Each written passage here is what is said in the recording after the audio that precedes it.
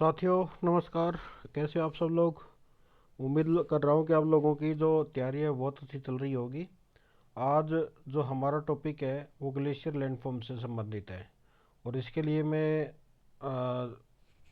Jawaharlal Nehru college का बड़ा शुक्रगुजार हूँ कि जब मैं थोड़ा सा नेट के ऊपर सर्च कर रहा था तो मुझे है ना मतलब उनकी एक पीडीएफ मिली।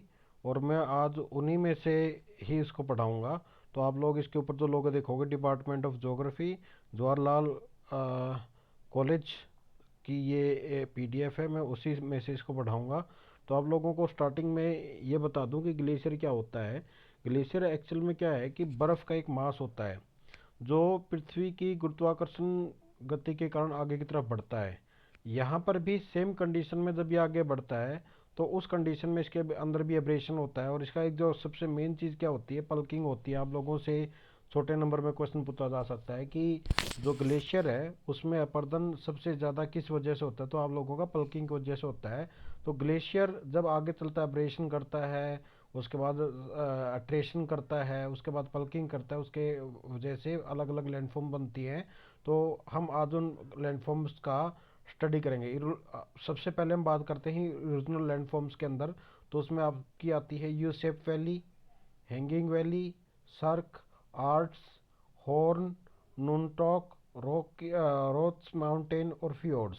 सबसे पहले हम बात करते हैं यू शेप वैली, क्योंकि मुझे ये इसलिए अच्छी लगी क्योंकि इसमें है ना बहुत अच्छे अच्छे डायग्राम दिए हुए हैं। तो आप लोगों को बस एक दो लाइन पढ़नी पड़ेगी और डायग्राम से आप लोगों को ये सारी की सारी चीज़ें समझ में आ जाएंगी, जिससे कि आपका भी टाइम बचेगा और मुझे भी समझाने में कोई दिक्कत नहीं होगी।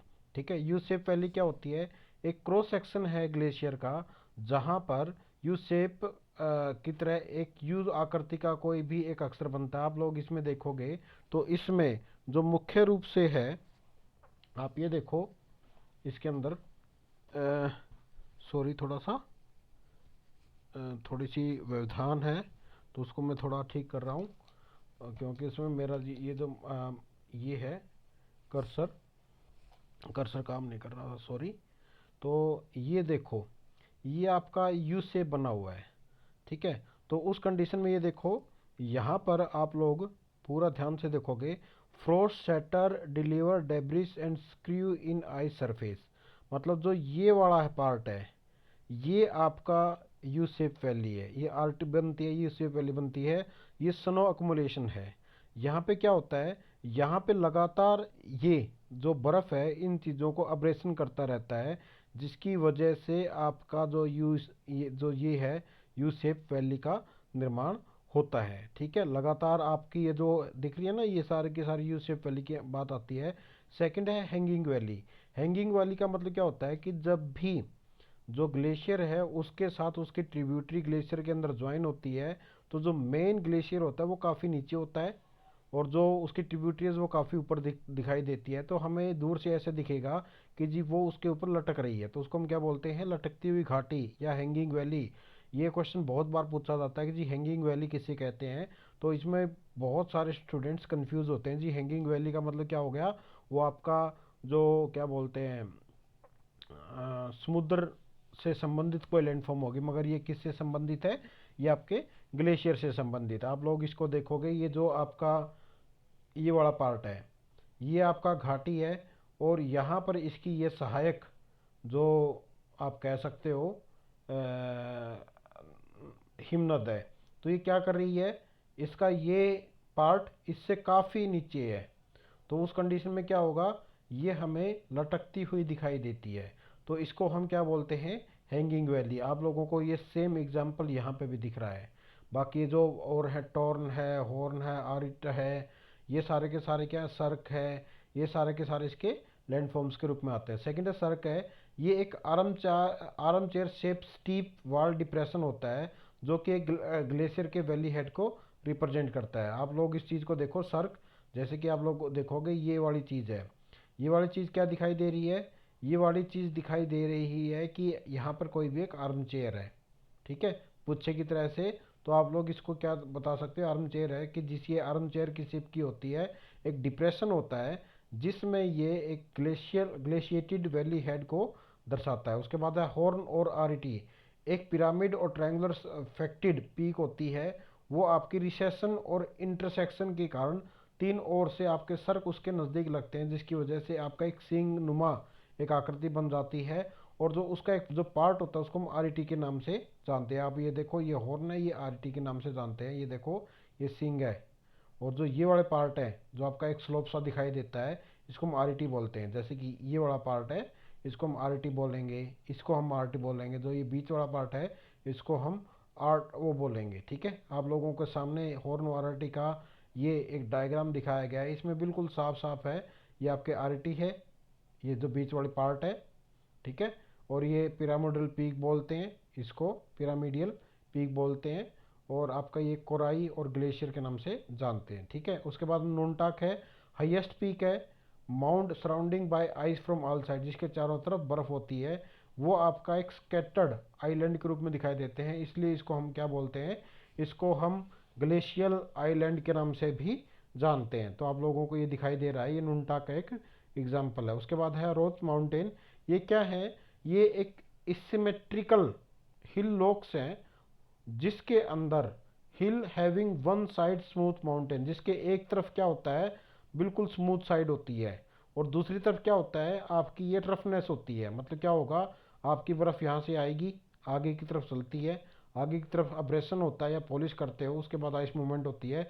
तो जब ये इस तरफ आती है, तो उस कंडीशन में उसके अंदर पल्किंग होती है, मतलब ये टुकड़ों को तोड़ती है, जिसकी वजह से क्या होता है, ये पार्ट तो आपका बिल्कुल स्मूथ बन जाता है, और ये पार्ट आपका जो आपका खुरदरा बन जाता है, जिसको हम रोची माउंटेन के नाम से जानते हैं। उसके बाद आपका फिजोर्ड्स हैं, ये आपके मुख्य रूप से सी के आसपास पाए जाते हैं, जहां पर स्टीप साइड वाल, मतलब ये वाली चीज़ है, ये बिल्कुल स्टीप साइड वाल मिलेंगी। और आप लोगों को यहाँ पर भी क्या होगा, बहुत सारी जो हैंगिंग वैली देखने को मिलेंगी। ठीक है, उसके बाद डिपोजनल लैंडफॉर्म की बात करते हैं, तो उसमें आपकी आती है moraine, drumlins, esker, kame, kettles outwash plain. Moraine की बात करते हैं, ये रिज लाइक डिपोजनल फीचर्स हैं।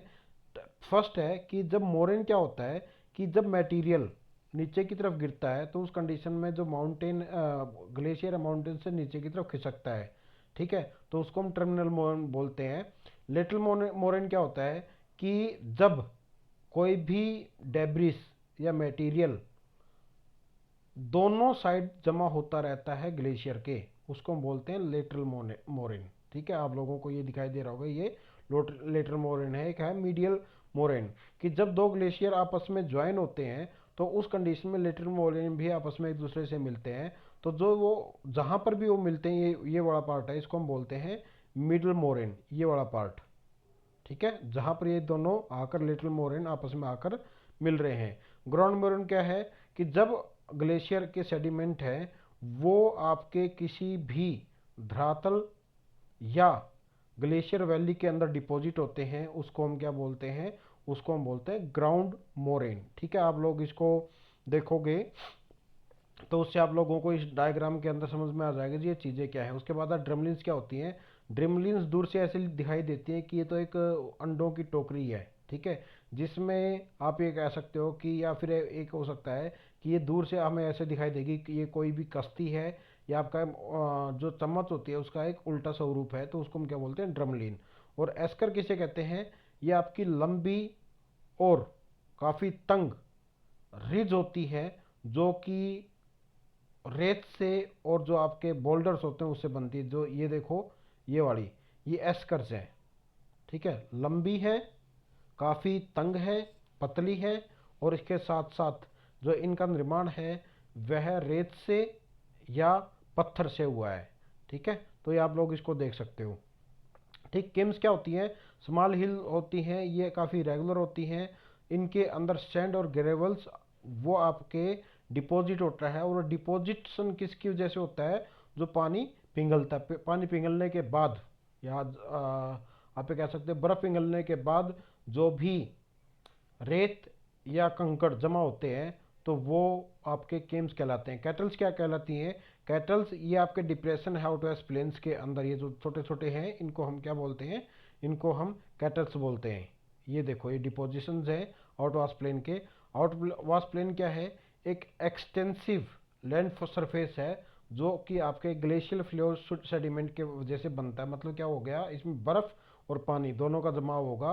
तो ये क्या होगा कि जैसे ही बर्फ़ जमा होगी तो उस कंडीशन में ये क्या बनाएंगे, आपका ग्राउंड जो आपका आउटवाश प्लेन को बनाएंगे। आप लोगों को ये डायग्राम देखने को मिलेंगे जिसमें रिसीडिंग ग्लेशियर्स है, एस्किल एस्कर है, ड्रमलिन्स है, टर्मिनल मोरेन है, फ्लड प्लेन है, रॉक बेड है, कैटल्स है, केम्स है, ये सब देखने को मिलेंगी। ये एक और डायग्राम है जिसमें आप लोगों को जितनी भी लैंडफॉर्म है ग्लेशियर की देखने को मिलेंगी। तो इसी के साथ जो आज का टॉपिक ख़त्म होता है ग्लेशियर वाला। तो आप लोगों को मुख्य रूप से जो इसकी मुख्य मुख्य स्थलाकृतियाँ हैं, कहाँ पर बनती है, कैसे बनती है, सिर्फ उसका ज्ञान होना चाहिए। वीडियो आप लोगों को कैसी लगी ज़रूर बताइएगा। चैनल को सब्सक्राइब कर लीजिएगा और चैनल को ज़्यादा से ज़्यादा शेयर कीजिएगा। अपना प्यार मुझे दर्शाइए और मैं आप लोगों की मतलब जितनी मदद कर सकता हूँ ज्योग्राफी से संबंधित वो मैं करने की कोशिश करूँगा। बहुत बहुत धन्यवाद।